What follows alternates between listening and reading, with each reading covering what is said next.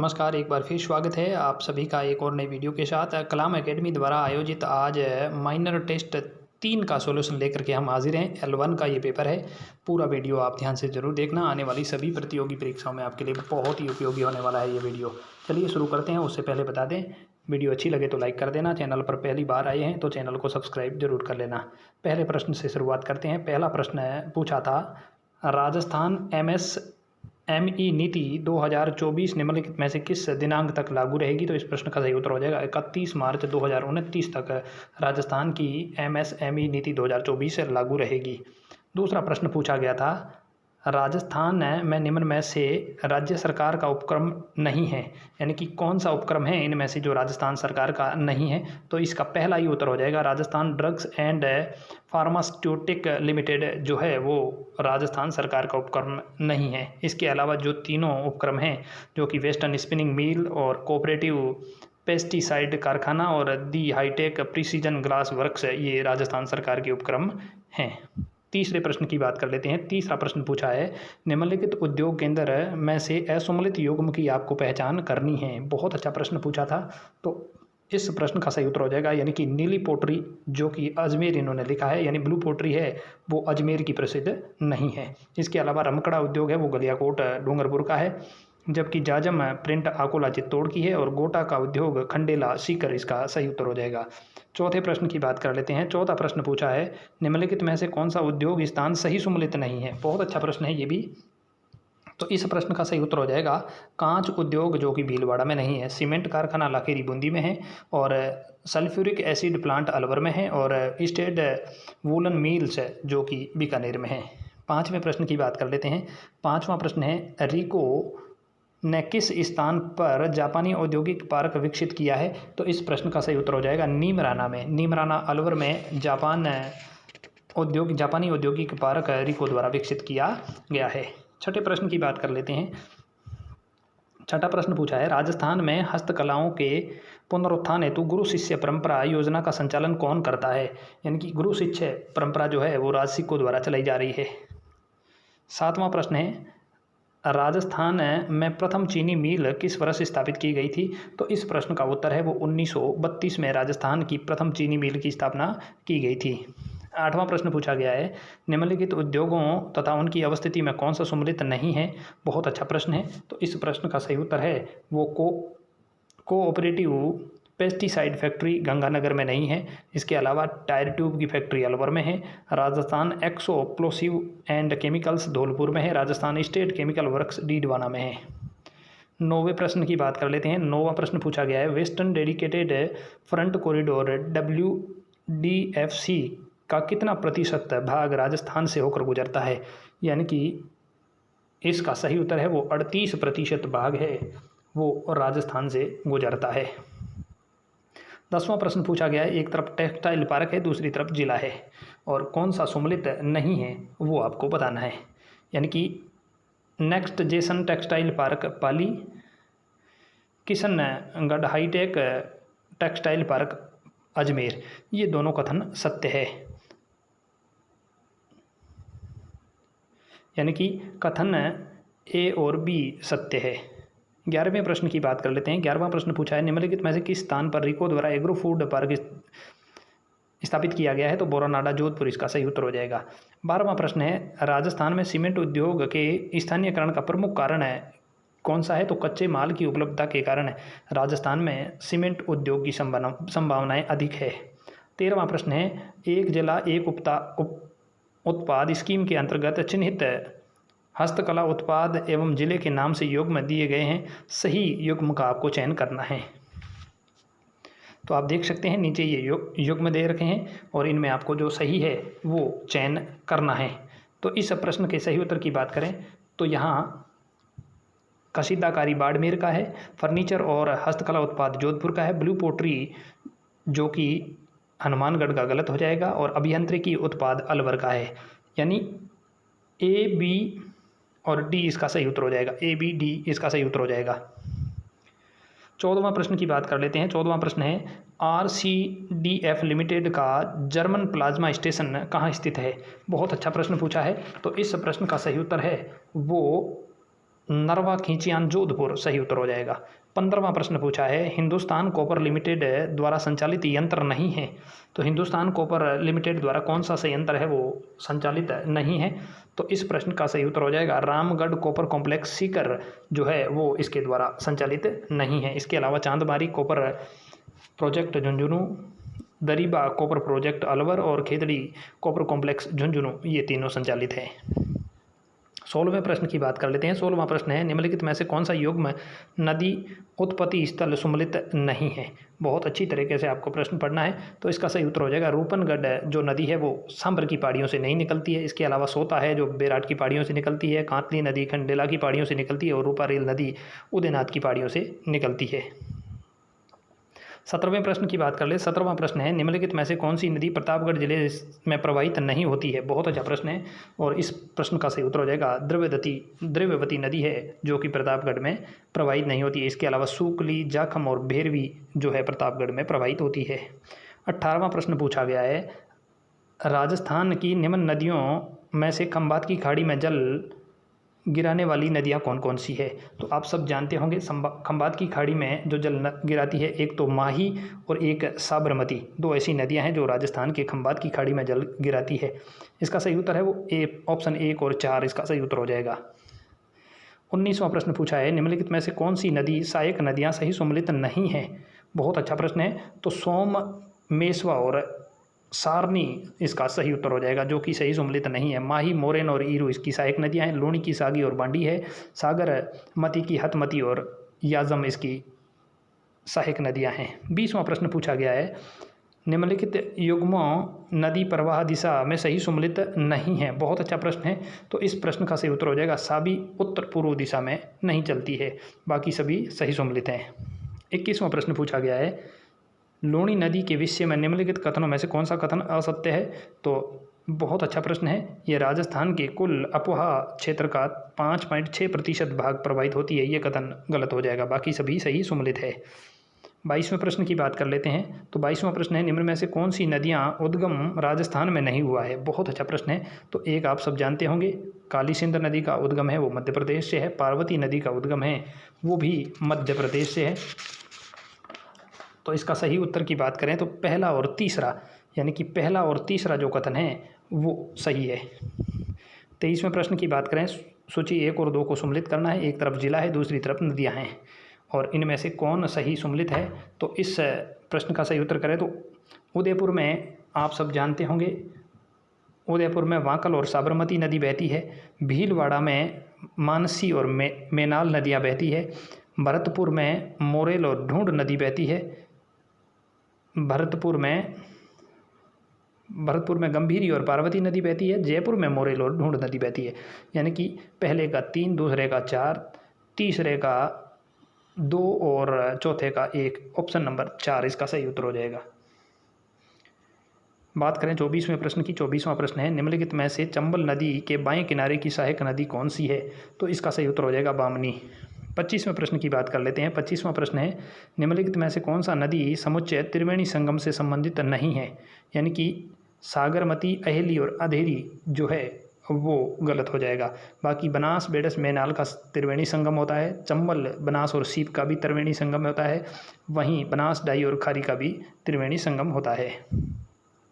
26वें प्रश्न की बात कर लेते हैं। निम्नलिखित तथ्यों के आधार पर राजस्थान की नदी की पहचान करनी है आपको। कौन सी नदी है और उसकी आपको पहचान करनी है। ये नदी मांडलगढ़, भीलवाड़ा से उद्गित होती है। मांगली तथा घोड़ा पछाड़ इसकी सहायक नदी है। तो ये मेज नदी इसका सही उत्तर हो जाएगा। 27वें प्रश्न की बात करें, निम्नलिखित में से कौन सी नदी सांबर झील में जल नहीं गिराती है। बहुत अच्छा प्रश्न है। तो इसका सही उत्तर है वो सागरमती हो जाएगा। 28वें प्रश्न की बात कर लेते हैं। 28वां प्रश्न है, निम्नलिखित में से कौन सी नदी आंतरिक अपवाह तंत्र का हिस्सा नहीं है। तो आंतरिक अपवाह तंत्र का हिस्सा कौन सी नदी नहीं है। तो आप सब जानते होंगे केवल साबरमती नदी है वो नहीं है। इसके अलावा ये सारी नदियां हैं जो आंतरिक प्रवाह की नदियां हैं। 29वें प्रश्न की बात कर लेते हैं। 29वां प्रश्न है, निम्नलिखित में से कौन सी नदी केमिकल रिवर के नाम से जानी जाती है। तो बांडी नदी जो पाली की है वो केमिकल रिवर के नाम से जानी जाती है। 30वां प्रश्न है, निम्नलिखित में से राजस्थान की सर्वाधिक जल उपलब्धता वाली नदी कौन सी है। तो चंबल नदी इसका सही उत्तर हो जाएगा। 31वें प्रश्न की बात कर लेते हैं। 31वां प्रश्न है, निम्न में से किन नदियों के संगम पर पांचना बांध बना हुआ है? तो भद्रावती, अटा, माची, बरखेड़ा और भैंसावाट, इन 5 नदियों के संगम पर है वो पांचना बांध। आप सब जानते होंगे करौली में है। 32वां प्रश्न पूछा गया है, यदि हम बनास नदी के किनारे से संगम के अंत से उद्गम की ओर यात्रा करते हैं तो उनकी सहायक नदियों का क्रम आपको बताना है। यानी कि हम सवाई माधोपुर से बनास नदी की जहाँ शुरुआत होती है राजसमंद की तरफ आए हैं तो कौन कौन सी नदियाँ हैं जो इसके क्रम में आएगी? तो इसका सही उत्तर होता मासी, खारी, कोठारी और मैनाल नदियाँ हैं जो इसका सही उत्तर हो जाएगा। 33वां प्रश्न है, ढांड संदर्भित है। तो ढांड थार के मरुस्थल में अस्थायी जो पानी की झीलें होती है उन्हें ढांड कहा जाता है। 34वां प्रश्न है, निम्नलिखित में से किस झील से सिंचाई हेतु श्यामपुरा और भाट नहरें निकाली गई है? बहुत अच्छा प्रश्न है, तो इस प्रश्न का सही उत्तर हो जाएगा जयसंबंध झील। 35वें प्रश्न की बात कर लेते हैं। 35वां प्रश्न है, निम्नलिखित में से कौन सा युग्म मीठे पानी की झीलों को दर्शाता है? तो कायलाना और बाल संबंध दोनों ही जिले जोधपुर की है और दोनों ही मीठे पानी की झीलें हैं। इनसे जोधपुर को पेयजल आपूर्ति मिलती है। 36वें प्रश्न की बात करें, संशोधित पार्वती और कालीसिंध चंबल लिंक परियोजना के तहत प्रस्तावित बैराजों की संख्या कितनी है? तो इसमें 6 बैराज बनाए जाएंगे। 37वां प्रश्न है, निम्नलिखित में से बांध और संबंधित नदी में असुमलित युग्म कौन सा है? तो आप सब जानते होंगे इसमें कुन्नू बैराज जो मेज नदी पर नहीं है ये असुमलित है। बाकी नवनेरा बैराज है वो कालीसिंध नदी पे है, रामगढ़ बैराज कूल नदी पे है और महलपुर बैराज है वो पार्वती नदी पर है। 38वें प्रश्न की बात कर लेते हैं। तो 38वां प्रश्न है, निम्नलिखित में से चित्तौड़ जिले में स्थित बांध नहीं है। चित्तौड़ जिले में कौन सा बांध है वो नहीं है? आपको इसका उत्तर बताना है। 38वें प्रश्न का सही उत्तर की बात करें तो कनोता बांध है वो इसका सही उत्तर हो जाएगा। 39वें प्रश्न की बात करें तो 39वां प्रश्न है, निम्नलिखित में से कौन सा पिचियाक बांध के नाम से भी जाना जाता है? तो इस प्रश्न का सही उत्तर हो जाएगा जसवंत सागर बांध जो कि ये भी जोधपुर में स्थित है। 40वें प्रश्न की बात कर लेते हैं। तो 40वां प्रश्न है, निम्नलिखित कथनों पर विचार कीजिए और उसके बाद सही उत्तर का आपको चयन करना है। पहला कथन है, माही बजाज सागर बांध नरनिया बांसवाड़ा में स्थित है। ये पहला कथन गलत हो जाएगा। दूसरा कथन है, भीमलत जलप्रपात बूंदी में मांगली नदी पर निर्मित है। बिल्कुल सही कथन है। सही परियोजना जवाई को अतिरिक्त जल उपलब्ध करवाती है। ये कथन भी सही हो जाएगा। यानी कि इस प्रश्न का सही उत्तर की बात करें तो केवल बी और सी इसके उत्तर सही है। 41वें प्रश्न की बात कर लेते हैं। 41वां प्रश्न है, चंबल परियोजना के कौन से चरण में जवाहर सागर बांध का निर्माण किया गया था? तो इस प्रश्न का सही उत्तर हो जाएगा तृतीय चरण, यानी कि तीसरे चरण में जो जवाहर सागर बांध है उसका निर्माण किया गया था। 42वें प्रश्न की बात कर लेते हैं। 42वें प्रश्न में सूची 1 और 2 है। एक तरफ बांध है, दूसरी तरफ संबंधित जिला है। तो मोरेल बांध जहाँ आप सब जानते होंगे मोरेल बांध है जो कि सवाई माधोपुर में है। इसके बाद जो चिकलवास बांध है वो उदयपुर में स्थित है।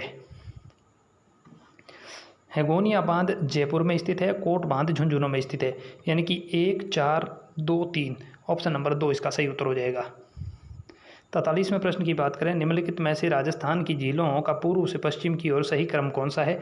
तो बहुत अच्छा प्रश्न था और इस प्रश्न की सही बात करें, सिल्ली से अलवर में है, फोयसागर अजमेर में, कायलाना जोधपुर और गढ़सीसर जो जैसलमेर में स्थित है। सही क्रम हो जाएगा। 44वें प्रश्न की बात कर लेते हैं। कौन सा सही सुमलित है? एक तरफ जिला है, दूसरी तरफ झीलें हैं। आपको सही सुमलित का बात करनी है तो बूंदी, भीमलत और जेत सागर सही हो जाएगा।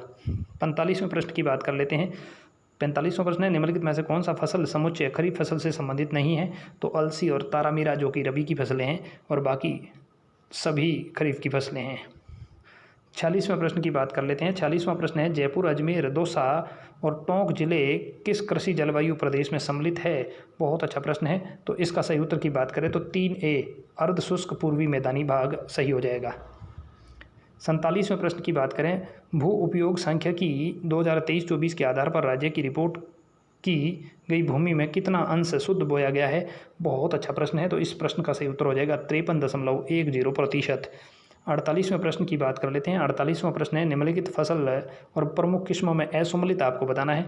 तो आप सब जानते होंगे गेहूं की गंगा सुनहरी और सोनालिका फसल है, चावल की माही सुगंध और बासमती है, सरसों की पूसा गोल्ड और पीताम्बरी है, जबकि बाजरा की ये ज्योति और राजकिरण नहीं है क्योंकि यह ज्वार की किस्म है। 49वें प्रश्न की बात कर लेते हैं। 49वां प्रश्न है, निम्नलिखित अनुसंधान केंद्र और अवस्थिति में असुमेलित युग्म की पहचान आपको करनी है। तो इन सब में मक्का अनुसंधान केंद्र जो कि उदयपुर में ना होकर के बांसवाड़ा में है, बाकी सभी सही सुमेलित है। 50वें प्रश्न की बात कर लेते हैं। 50वां प्रश्न है, राजस्थान कृषि उत्पादन वर्ष 2023-24 की तुलना में 2024-25 में निम्न में से कौन सी फसलों के उत्पादन में कमी दर्ज की गई है। बहुत अच्छा प्रश्न है। तो इस प्रश्न का सही उत्तर की बात करें तो खाद्यान्न में, तिलहन में और कपास में यानी कि कमी दर्ज की गई है। तो इसका सही उत्तर है वो 1, 2, 4 सही उत्तर हो जाएगा। 51वें प्रश्न की बात करें, राष्ट्रीय स्तर पर ग्रामीण साख सुविधाओं हेतु ऋण उपलब्ध करने वाली संस्थान सर्वोच्च संस्थान है वो नोबार्ड हो जाएगा। 52वां प्रश्न है, राजस्थान में भील जनजाति द्वारा पहाड़ी ढलान पर की जाने वाली कृषि क्या कहलाती है। तो चिमाता इसका सही उत्तर हो जाएगा। 53वें प्रश्न की बात कर लेते हैं। तो 53वां प्रश्न है, निम्नलिखित में से कौन सा युग्म सुमेलित नहीं है। एक तरफ फसल है और 2022-23 में राजस्थान का भारत में स्थान की बात की गई है। कौन सा सुमेलित नहीं है। तो आप सब जानते हैं, बाजरा में राजस्थान का प्रथम स्थान है, सरसों में प्रथम स्थान है, सोयाबीन में तृतीय है, मूंगफली में राजस्थान का द्वितीय स्थान है, यानी कि मूंगफली में राजस्थान दूसरे स्थान पर है। 54वें प्रश्न की बात कर लेते हैं। तो 54वां प्रश्न है, कृषि संख्या की 2023-22 के अनुसार राजस्थान के किस जिले की प्रति हेक्टर ज्वार उत्पादकता सर्वाधिक थी। तो इस प्रश्न का सही उत्तर है जो कि चित्तौड़ सही हो जाएगा। 55वें प्रश्न की बात कर लेते हैं। 55वां प्रश्न है, निम्नलिखित उद्यानिकी फसल से संबंधित असुमेलित युग्म कौन सा है। बहुत अच्छा प्रश्न है। तो खजूर उत्कृष्टता केंद्र जो नानता कोटा है वो गलत हो जाएगा, जबकि सब्जी फल उत्कृष्टता केंद्र बूंदी है, आम उत्कृष्टता केंद्र खमेरी धौलपुर में है, अनार उत्कृष्टता केंद्र बस्सी जयपुर में है। 56वें प्रश्न की बात कर लेते हैं। तो 56वां प्रश्न है, निम्नलिखित फसल और सर्वाधिक उत्पादन में असुमेलित युग्म की आपको पहचान करनी है। तो बाजरा अलवर बाड़मेर में सबसे अधिक होता है, गेहूं जो कि गंगानगर हनुमानगढ़ में सबसे अधिक होता है, ये गलत हो जाएगा। चावल बूंदी और हनुमानगढ़ सही हो जाएगा, गंगानगर में गन्ना और चित्तौड़ सही हो जाएगा। 56 का ऑप्शन नंबर 2 गलत हो जाएगा। 57वें प्रश्न की बात कर लेते हैं। 57वां प्रश्न है, राजस्थान आर्थिक समीक्षा 2024-25 के आधार पर देश के कुल सरसों उत्पादन में अंश कितना है। तो बहुत अच्छा प्रश्न है, 46.13% इसका सही उत्तर हो जाएगा, जो कि सरसों के उत्पादन में भारत में राजस्थान का स्थान है। 58वें प्रश्न की बात करें, कौन सी दलहनी फसल दालों के समान मृदा में नाइट्रोजन स्तर को बढ़ाती है। तो मूंगफली इसका सही उत्तर हो जाएगा, यानी कि मूंगफली की खेती करने से नाइट्रोजन की मात्रा बढ़ती है। 59वें प्रश्न की बात कर लेते हैं। 59वां प्रश्न है, निम्नलिखित में से वह कौन सी फसल है जिसके उत्पादन में राजस्थान के योगदान देश के कुल उत्पादन में 50% से अधिक है। तो ग्वार इसका सही उत्तर हो जाएगा, यानी कि ग्वार का उत्पादन है जो 50% से अधिक राजस्थान अकेला देश में उत्पादित करता है। 60वें प्रश्न की बात करें। 60वां प्रश्न है, राजस्थान बजट 2024-25 राज्य में कौन से जिले में लहसुन उत्कृष्टता केंद्र स्थापित करने की घोषणा हुई है। तो इसका सही उत्तर हो जाएगा 12। 61वां प्रश्न है, राजस्थान में लोक व्यवहार के आधार पर अहमनी नाम से आख्यान काव्य किसने लिखा था। तो इस प्रश्न का सही उत्तर हो जाएगा डहल जी, इसका सही उत्तर हो जाएगा। 62वें प्रश्न की बात करें, निम्नलिखित में से कौन सी एक रचना मध्यकालीन चारण साहित्य की नहीं है। तो गुण विजय ब्याह इसका सही उत्तर हो जाएगा। 63वें प्रश्न की बात कर लेते हैं। तो 63वां प्रश्न है, निम्नलिखित में से लेखक रचना में युग्म सुमेलित नहीं है। बहुत अच्छा प्रश्न है। तो इसका पहला ही उत्तर हो जाएगा, करणीदान जो है जस रत्नाकर के लेखक जो है सुमेलित नहीं है। इसके अलावा जो गार्डन गोपीनाथ ग्रंथराज है, बारहट आशा बाग जीरा दुआ है, और हमीरदान रत्नु देसल जीरी वचनी का जो है सही सुमेलित है। 64वें प्रश्न की बात कर लेते हैं, निम्न में से लोक साहित्य में किसकी गिनती नहीं होती है। बहुत अच्छा प्रश्न है। तो इसका सही उत्तर हो जाएगा एकांकी। 65वें प्रश्न की बात करें, निम्नलिखित में से किस मध्यकालीन रचना को दुर्साजी आढ़ा ने 5वां वेद और 19वां पुराण की संज्ञा दी है।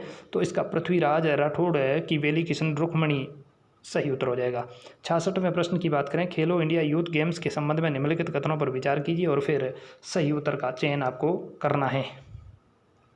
पहला कथन है इन खेलों में राजस्थान ने कुल 60 पदक जीतकर पदक तालिका में तीसरा स्थान प्राप्त किया। बिल्कुल सही कथन है। दूसरा कथन है राजस्थान ने सर्वाधिक स्वर्ण पदक शूटिंग में जीते। ये गलत हो जाएगा क्योंकि सबसे ज़्यादा पदक हैं वो साइकिलिंग में जीते थे। इसके अलावा तीसरा है एथलेटिक हंसराज धायल ने 1.5 किलोग्राम डिस्कस थ्रो में राष्ट्रीय रिकॉर्ड बनाते हुए स्वर्ण पदक जीता। ये कथन भी सही हो जाएगा। यानी इस प्रश्न का जो सही उत्तर है वो पहला और तीसरा कथन सही है। 67वें नंबर प्रश्न की बात करें तो 67वां नंबर प्रश्न है 38वें राष्ट्रीय खेलों में स्वर्ण पदक विजेता किस खेल से खिलाड़ी को हरचरण सिंह का संबंध है? तो हरचरण सिंह भारोत्तोलन से संबंधित थे। 68वां प्रश्न है अल्बानिया में आयोजित अंडर 23 वर्ल्ड कुश्ती चैंपियनशिप 2024 में राजस्थान के किस खिलाड़ी ने कांस्य पदक जीता है? बहुत अच्छा प्रश्न है। तो इस प्रश्न का सही उत्तर है जो कि मोनिका श्योराण हो जाएगा। 69वां प्रश्न है चीन में आयोजित 10वीं विश्व चैंपियनशिप में राजस्थान के किस खिलाड़ी ने 65 किलोग्राम भार वर्ग में कांस्य पदक जीता है? तो इसका जाह्नवी मेहरा इसका सही उत्तर हो जाएगा। 17वां प्रश्न है जो कि हाल ही में कोटा में आयोजित अंडर 20 राष्ट्रीय कुश्ती चैंपियनशिप में राजस्थान के किस खिलाड़ी ने जूनियर वर्ग फ्री स्टाइल कुश्ती में स्वर्ण पदक जीता है? तो अर्जुन कुमार बिश्नोई इसका सही उत्तर हो जाएगा। 71वें प्रश्न की बात कर लेते हैं। तो 71वां प्रश्न है निम्नलिखित में से राजस्थान के ऐसे खिलाड़ी का चयन कीजिए जिसने पैरा ओलंपिक खेलों में 2 स्वर्ण और 1 रजत पदक जीता है। तो इसका सही उत्तर हो जाएगा देवेंद्र झांझड़िया।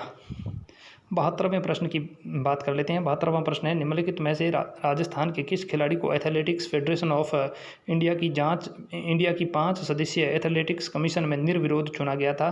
तो कृष्णा पूनिया इसका सही उत्तर हो जाएगा। 73वें प्रश्न की बात कर लेते हैं। पेरिस ओलंपिक 2024 में भाग लेने वाले राजस्थान के खिलाड़ी अनंतजीत सिंह नरूका का संबंध किस खेल से है? तो निशानेबाजी इसका सही उत्तर हो जाएगा। 74वां प्रश्न है शतरंज में ग्रैंड मास्टर बनने वाले एकमात्र राजस्थानी खिलाड़ी कौन है? तो इसका सही उत्तर हो जाएगा अभिजीत गुप्ता। 75वें प्रश्न की बात कर लेते हैं। तो 75वां प्रश्न है द्विकीर्ति सिंह राठौड़ के संबंध में असत्य कथन को पहचान करनी है। तो इस प्रश्न का सही उत्तर की बात करें तो झुंझुनू निवासी द्विकीर्ति सिंह घुड़सवारी से संबंधित है। यही ऑप्शन इसका गलत हो जाएगा, बाकी सभी कथन सत्य है। 76वें प्रश्न की बात कर लेते हैं। 76वां प्रश्न है वर्ष 2024 में अर्जुन अवार्ड से सम्मानित राजस्थान के खिलाड़ी कौन हैं?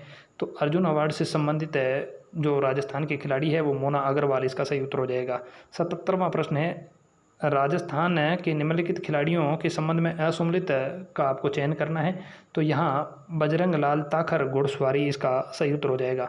78वां प्रश्न है प्रथम महाराणा प्रताप पुरस्कार 1982-83 में निम्नलिखित में से किस खिलाड़ी को प्रदान नहीं किया गया था? तो इसका सही उत्तर है वो वर्षा सोनी हो जाएगा। 79 नंबर प्रश्न की बात करें गुरु द्रोणाचार्य पुरस्कार से सम्मानित प्रशिक्षक श्याम सुंदर राव का संबंध किस खेल से है? बहुत अच्छा प्रश्न है। तो इसका सही उत्तर है वो वॉलीबॉल हो जाएगा। 80वें प्रश्न की बात कर लेते हैं। पैरा बैडमिंटन खिलाड़ी कृष्णा नागर का संबंध कहाँ से है? तो ये जयपुर से थी। 81 नंबर प्रश्न की बात कर लेते हैं। 81 नंबर प्रश्न है ब्रतन बैंक योजना के संबंध में निम्नलिखित कथनों पर विचार कीजिए और फिर आपको सही युग्म का चयन करना है। इस बैंक के अंतर्गत प्रदेश का पहला ब्रतन बैंक खेराबाद कोटा में खोला जाएगा। बिल्कुल सही है। प्रत्येक चिन्हित पंचायत में कम से कम 600 बर्तन सेट रखे जाएंगे। ये गलत हो जाएगा क्योंकि यहाँ 400 बर्तन सेट रखे जाएंगे और इस योजना के अंतर्गत सामाजिक समारोह हेतु 3 रुपये प्रति सेट किराए की दर से बर्तन उपलब्ध होंगे। ये कथन भी सही है, यानी कि कथन पहला और तीसरा ए और सी कथन सही हो जाएगा। 82 नंबर प्रश्न है 9 अप्रैल 2025 को केंद्रीय पंचायती राज मंत्रालय द्वारा जारी पंचायत उन्नति सूचकांक PAI बेसलाइन रिपोर्ट के समग्र प्रदर्शन के आधार पर राजस्थान की शीर्ष पंचायत कौन सी थी?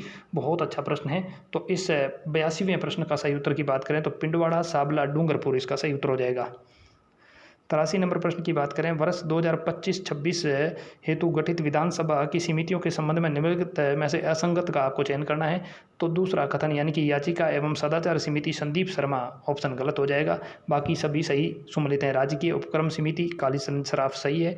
जन लेखा समिति टीकाराम जूली है और कार्य सलाहकार समिति वासुदेव देवनानी इसका सही है।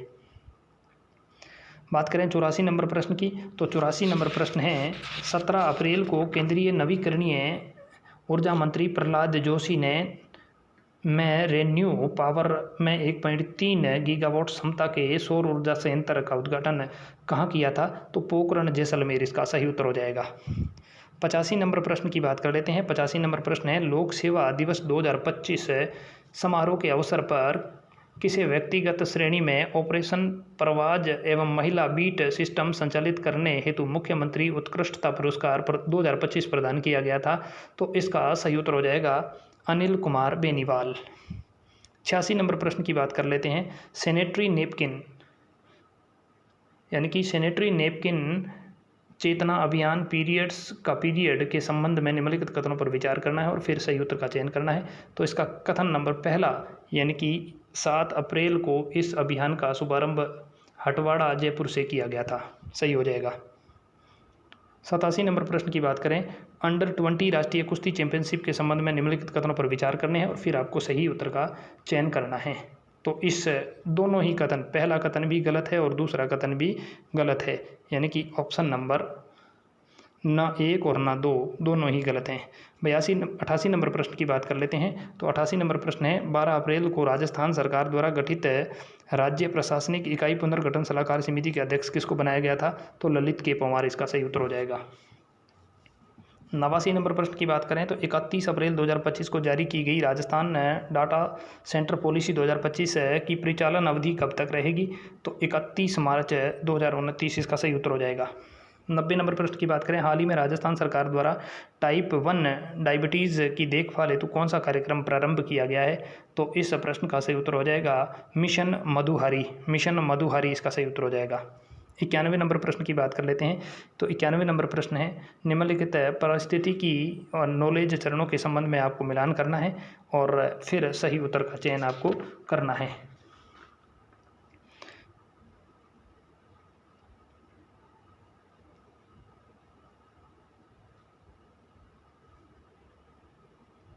इस प्रश्न के सही उत्तर की बात करें तो यहाँ ऑप्शन नंबर पहला ही सही हो जाएगा।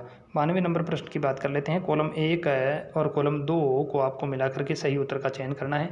तो इस में 1 और 2 यानी कि दोनों ही, बच्चा कहता है नियमन भगवान बनाए ने बदला नहीं जा सकता, बच्चा कहता है नियम हम सब मिलकर बदलते हैं, तो पहले और दूसरे दोनों ही कथन सत्य हो जाएंगे। 93 नंबर प्रश्न की बात कर लेते हैं। 93 नंबर प्रश्न है, यदि शिशु की आवश्यकता पूरी न हो तो वह किस भाव से ग्रस्त हो सकता है? बहुत अच्छा प्रश्न है, तो अविश्वास इसका सही उत्तर हो जाएगा। 94 नंबर प्रश्न की बात करें, सामर्थ्य का संबंध किससे है? बहुत अच्छा प्रश्न है, तो सामर्थ्य का संबंध है उत्तर बाल्यावस्था से है। 95 नंबर प्रश्न की बात कर लेते हैं। 95 नंबर प्रश्न है, अगर पियाजे के अनुसार एक बच्चा ये जिद कर रहा है कि बड़े गिलास में दूध पिएगा क्योंकि वह उससे ज़्यादा दूध प्राप्त होता है, तो ब्रूनर के अनुसार किस अवस्था में है? तो प्रतिबिंबात्मक अवस्था में सही उत्तर हो जाएगा। 96 नंबर प्रश्न की बात करें, आरओ ने बचपन में कोविड-19 की महामारी का अनुभव किया, लॉकडाउन के कारण उसका विद्यालय बंद हुआ, पढ़ाई का तरीका ऑनलाइन हो गया और किस प्रणाली से संबंधित है? बहुत अच्छा प्रश्न है, तो ये क्रोनो सिस्टम इसका सही उत्तर हो जाएगा। 97 नंबर प्रश्न है, ब्रॉन ब्रेनर की पारिस्थितिकी सिद्धांत का सही क्रम आपको बताना है। तो इसका सही उत्तर है वो माइक्रो सिस्टम्स, मेसो सिस्टम्स और एक्सो सिस्टम्स, मैक्रो सिस्टम्स और क्रोनो सिस्टम्स, यानी कि ऑप्शन नंबर 2 सही उत्तर हो जाएगा। 98 नंबर की बात करें तो विकासात्मक कार्यों को यदि समय पर पूरा नहीं करता तो सामान्यतः परिणाम क्या होते हैं? तो इसका सही उत्तर है वही कार्य जीवन के अगले चरण की कठिनाइयों के साथ प्रकट होते हैं, सही उत्तर हो जाएगा। 99 नंबर प्रश्न की हम बात कर लेते हैं।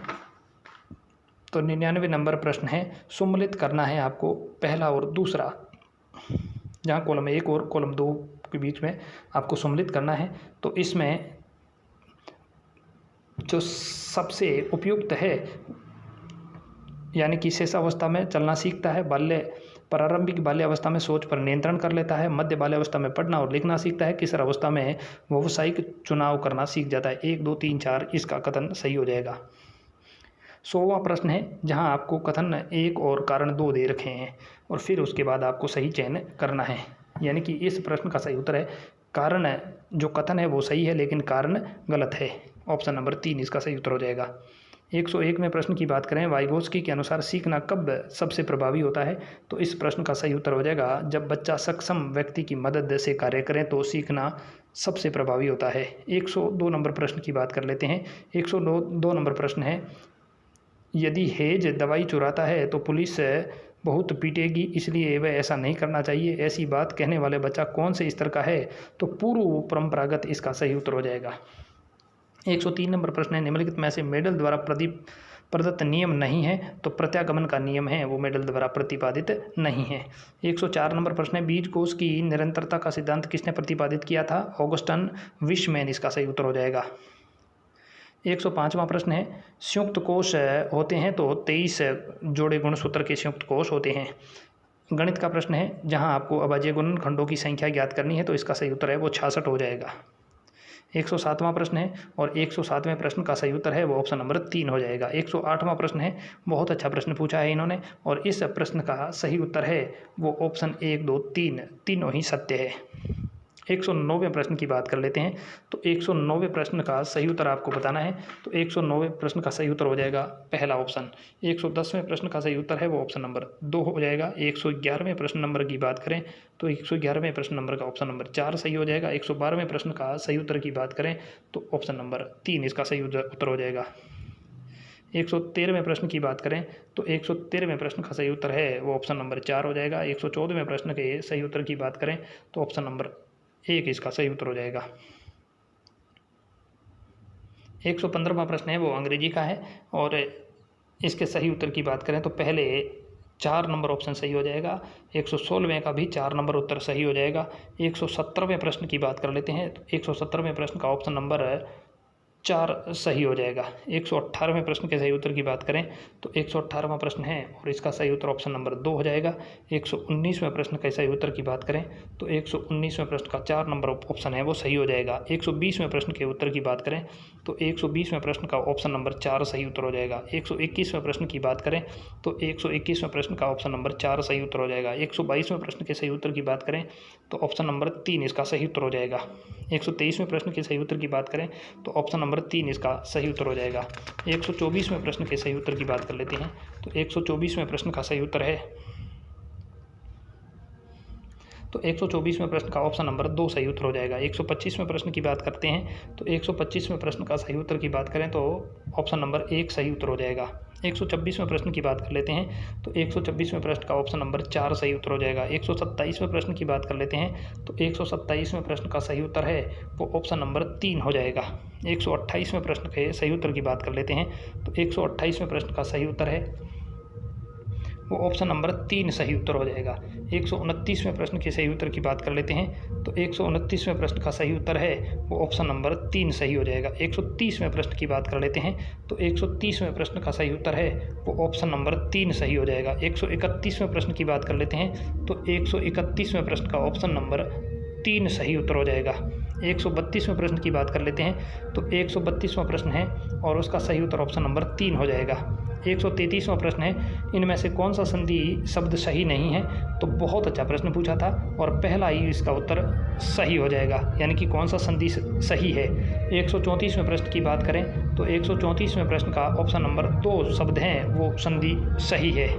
135वें प्रश्न की बात करें, निम्नलिखित में से सही संधि विच्छेद कौन सा है? तो यहाँ आप मात्रा धन अनुमति यानी ऑप्शन नंबर 3 इसका सही उत्तर हो जाएगा। 136वें प्रश्न के सही उत्तर की बात करें तो ऑप्शन नंबर पहला ही इसका सही उत्तर हो जाएगा। 137वें प्रश्न की बात कर लेते हैं तो 137वां प्रश्न है, कौन सा विकल्प शुद्ध है? तो प्रदर्शनी इसका सही उत्तर हो जाएगा। 138वें प्रश्न की बात करें तो दुर्व्यसन इसका सही उत्तर हो जाएगा। 139वें प्रश्न की बात करें तो 139वें प्रश्न का ऑप्शन नंबर पहला ही सही उत्तर हो जाएगा। 140वें प्रश्न में अशुद्ध आपको बताना है तो यहाँ गीतांजलि इसका सही उत्तर हो जाएगा। 141वें प्रश्न की बात कर लेते हैं तो शिक्षण विधियों से संबंधित है और पहले का साधन के रूप में ऑप्शन सही हो जाएगा। 142वें प्रश्न की बात कर लेते हैं तो 142वें प्रश्न का ऑप्शन नंबर 4 इसका सही उत्तर हो जाएगा। 143वें प्रश्न की बात कर लेते हैं तो 143वें प्रश्न का सही उत्तर है वो ऑप्शन नंबर 2 इसका सही उत्तर हो जाएगा। 144वें प्रश्न की बात कर लेते हैं तो 144वें प्रश्न का सही उत्तर है वो ऑप्शन नंबर 2 सही उत्तर हो जाएगा। 145वें प्रश्न की सही उत्तर की बात कर लेते हैं तो 145वें प्रश्न का ऑप्शन नंबर 4 सही उत्तर हो जाएगा। 146वें प्रश्न की बात कर लेते हैं तो 146वें प्रश्न का सही उत्तर है वो ऑप्शन नंबर 4 प्रदर्शनी इसका सही उत्तर हो जाएगा। 147वें प्रश्न की बात कर लेते हैं तो 147वें प्रश्न का सही उत्तर है वो ऑप्शन नंबर 4 सही उत्तर हो जाएगा। 148वें प्रश्न की बात कर लेते हैं तो 148वें प्रश्न का सही उत्तर है वो 3 नंबर ऑप्शन सही उत्तर हो जाएगा। 149वें प्रश्न की बात कर लेते हैं तो 149वें प्रश्न का दृश्य सर्वे इसका सही उत्तर हो जाएगा। 150वां प्रश्न की बात करें तो 150वें प्रश्न का सही उत्तर है वो ग्रामोफोन उत्तर सही हो जाएगा। ये थे L1 के वो 150 महत्वपूर्ण प्रश्न जो कलाम एकेडमी द्वारा आज माइनर टेस्ट 3 में पूछे गए हैं। हमारी ये वीडियो आपको अच्छी लगी तो वीडियो लाइक कर देना, चैनल पर नए हो तो सब्सक्राइब कर लेना। मिलते हैं एक और नई वीडियो के साथ, तब तक के लिए धन्यवाद।